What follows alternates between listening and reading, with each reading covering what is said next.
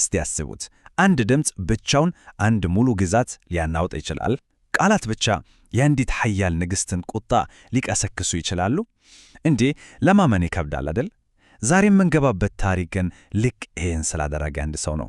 በራሱ አንደበት በቃላቱ ኃይል ምክንያት የተሰደደና ለሞት የተዳረገ ሰው። ስለ ዮሐንስ አፈወርቅ ነው የምናወራው። እናም ወደ ዋናው ጥያቄያችን ያደርሰናል። እንዴት ነው በመላው የሮም ግዛት ውስጥ እጅግ በጣም የተከበረና የተወደደ ሰባኪ የመንግሥት ጠላት የሚሆነው? ዝናው ከለላ መሆን ሲገባው እንዴት ነው ለስደትና ለሞት የዳረገው? እውነት ለመናገር ውስብስብ ታሪክ ነው። እስቲ አብረን እንፍታታው። የታሪኩን ብርት ላይ ስንደርስ በፍጹም ሊታረቁ የማይችሉ ሁለት ኃይሎች ግጥሚያ ነው የምናየው።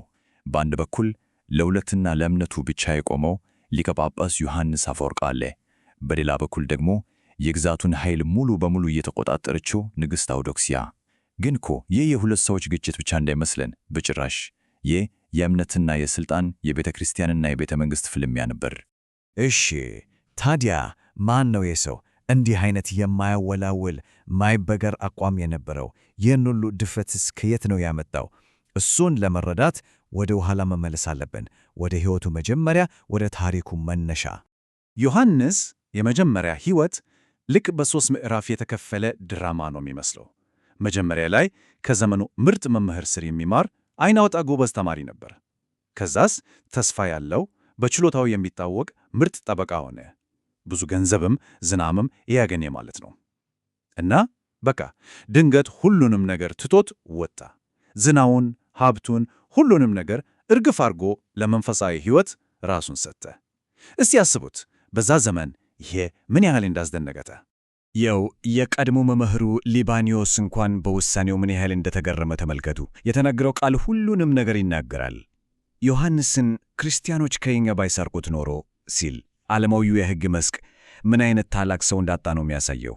ግን ዓለም ያጣችውን ቤተ ክርስቲያን አገኘች። እና ይህ ወጣት ከዓለም ራሱን አገለለ፣ ወደ መንፈሳዊ ሕይወት ገባ። ግን እንደሱ አይነት ድምፅን ለረጅም ጊዜ ዝም ማሰባል አይቻልም።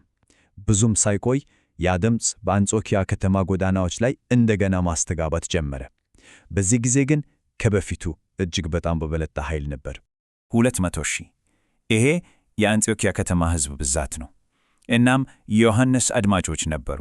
በዚች ግዙፍ እና ግርግር በበዛባት ከተማ ውስጥ ቃላቶቹ የሺዎችን ልብ ይማርኩ ነበር። ስብከቶቹ የከተማውን መነጋገሪያ ሆኑ። እሱ ደግሞ የሕዝቡ ጀግና። አንድ የሚገርም ነገር ልንገራችሁ። አፈወርቅ ወይም በግሪኩ ክሪሶስቶም የሚለው ስም ትክክለኛ ስሙ አልነበረም፣ ቅጥል ስም ነው ሕዝቡን ያወጣለት። የወርቅ አፍ ማለት ነው። ለምን? ምክንያቱም አንደበቱ፣ ቃላቱ ልክ እንደ ወርቅ የጠሩና የከበሩ ነበሩ። በቃ ይሄ ስም ብቻው እንኳን የቃላቱ ኃይል ምን ያህል እንደነበር ሕያው ምስክር ነው። ቃላቶቹ ደግሞ ተጨባጭ ኃይል ነበራቸው። ለምሳሌ በ387 ዓመተ ምህረት የአንጾኪያ ሕዝብ በንጉሡ ላይ አመፀ። የንጉሠ ነገሥቱ ቁጣም በከተማዋ ላይ ሊወርድ ጥፋት ማይቀር ይመስል ነበር። ግን ዮሐንስ ስብከቶቹን ሰጠ እና ቃላቶቹ የሕዝቡን ቁጣ አበረደው፣ ከተማዋን ከጥፋት አዳኗት። እስቲ ያስቡት፣ ድምፁ ብቻውን ታሪክን ቀየረ። እናም ዝናው እየጨመረ ሲሄድ ወደ ግዛቱ ልብ ወደ ቁስጥንጥንያ መጣራቱ አይቀርም ነበር። ግን ይቺ ዋና ከተማ ከስኬት ይልቅ አደጋን ነበር ያዘለችለት። እዚህ ነው ከግዛቱ ኃያላን ጋር ፊት ለፊት የሚጋፈጠው። የግጭቱ መድረክ እዚህ ነው የተዘጋጀው። ቁስጥንጥንያ እንደደረሰም ምንም ጊዜ አላጣፋም። ከተማዋን ወዲያው ነው ያናዋተው። የጳጳሱን ቤተ መንግሥት ውድ የቤት ዕቃዎች ሸጦ ለድሆች ሰጠ። ራሱ በጣም ቀለል ያለ ገዳማዊ ሕይወት መኖር ጀመረ። ከሁሉም በላይ ደግሞ ከመድረክ ላይ ወጥቶ የባለጸጎችና የሙሰኛ ቀሳውስትን ምግባረ ብልሹነት በግልጽ ይናገር ነበር። በቀላሉ ለመግለጽ ከመጀመሪያው ቀን ጀምሮ ኃይላን ጠላቶች አፈራ። ወሳኙ ነጥብ ይሄ ነው። ዮሐንስ ፖለቲካዊ ጨዋታዎችን መጫወት አልፈለገም። ለኃያላን ማጎብደድ፣ መሸንገል አልቻለም። በሽንገላና በሁለታ ለሚንቀሳቀስ የንጉሣዊ ቤተሰብ እሱ እንዲህ አይነት ቀጥተኛነት እንደ ስድብ ነበር የሚቆጠረው። በተለይ ደግሞ ለንግሥቲቱ፣ ለሷ ይሄ ይቅር የማይባል ጥፋት ነበር።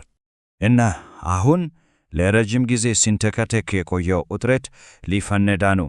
ሊቀ ጳጳሱና ንግሥቲቱ ለመጨረሻው ፍልሚያ የሚጋጠሙበት ሰዓት ደርሷል። የመጨረሻውን እሳት የጨረው ክስተት ምን ነበር? የንግሥት አውዶክስያ የብር ሐውልት። ከቤተ ክርስቲያኑ አጠገብ ተተከለ። የምረቃ ሥነ ሥርዓቱ ደግሞ በጣም ጩኸት የበዛበት ከንጉሣዊ ክብር ይልቅ አረማዊ የሚመስል ድግስ ነበር። ለዮሐንስ ይቺ የመጨረሻው ነበረች። ከመድረክ ላይ የሰጠው ምላሽ እሳት ነበር። እንዲህ ያለው ይባላል። ሄሮድያዳ እንደገና ተናዳለች፣ እንደገና እየጨፈረች ነው፣ እንደገና ዮሐንስን ራስ በውጪ ትጠይቃለች። ለንግሥቲቱ ይሄ ቀጥተኛና ይቅርታ የሌለው ጥቃት ነበር። ራሱን ከመጥምቁ ዮሐንስ፣ እሷን ደግሞ ራሱን ካስቆረጠችው ከሄሮድያዳ ጋር እያነጻጸረ ነበር። ከዛ በኋላ ነገሮች በጣም በፍጥነት ነው የተከሰቱት። በ403 ዓመት ከሥልጣን ወርዶ ለአጭር ጊዜ ተሰደደ፣ ግን ሕዝቡ ስላመፀ ተመለሰ። የሐውልቱ ክስተት ግን የመጨረሻው ሚስማር ነበር።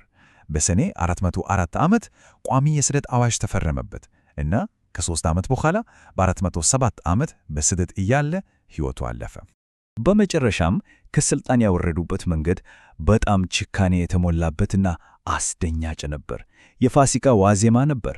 ካቴድራሉ ለጥምቀት በተሰበሰቡ ሰዎች ተሞልቶ ነበር እና የታጠቁ ወታደሮች ቤተ ክርስቲያኑን ወረው በግድ ጎትተው አወጡት። በእውነት በጣም ያስደነግጥ ክስተት ነበር። እናም ታሪኩ እዚህ ላይ ያበቃ ይመስላል አይደል? ጠላቶቹ አሸንፈዋል፣ ድምፁም ዝም ብሏል። ግን የሚገርመው ነገር የዮሐንስ ኦሪጂናል ተጽዕኖ የጀመረው ገና አሁን ነበር።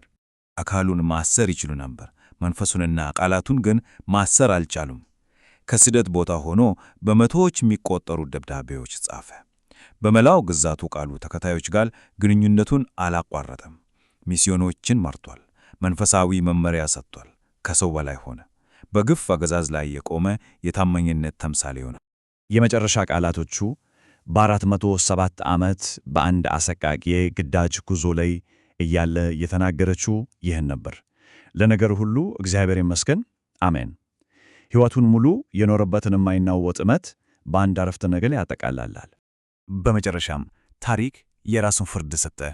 ከሞተ ከ31 ዓመታት በኋላ ያው ያባረረችው ከተማ አጽሙን በታላቅ ክብርና ሥነ ሥርዓት መልስ አስገባች። የቀጣዩ ትውልድ ገዢዎች የቀድሞዎቹ ያጠፉትን ሰው አከበሩት። ድምፁ በመጨረሻ አሸነፈ። ይህም ወደ መጀመሪያው ጥያቄያችን ይመልሰናል። አንድን ሰው ማሰር ይቻላል፣ ማሰደድም ይቻላል፣ መግደልም ይቻላል። ግን ለእውነት የቆመን ድምፅ፣ ለሥልጣን እውነትን የተናገለን ድምፅ መቼም ቢሆን ሙሉ በሙሉ ጸጥ ማድረግ ይቻላል? የዮሐንስ አፈወርቅ ታሪክና ውርስ መልሱ አይቻልም እንደሆነ ነው የሚያሳየው።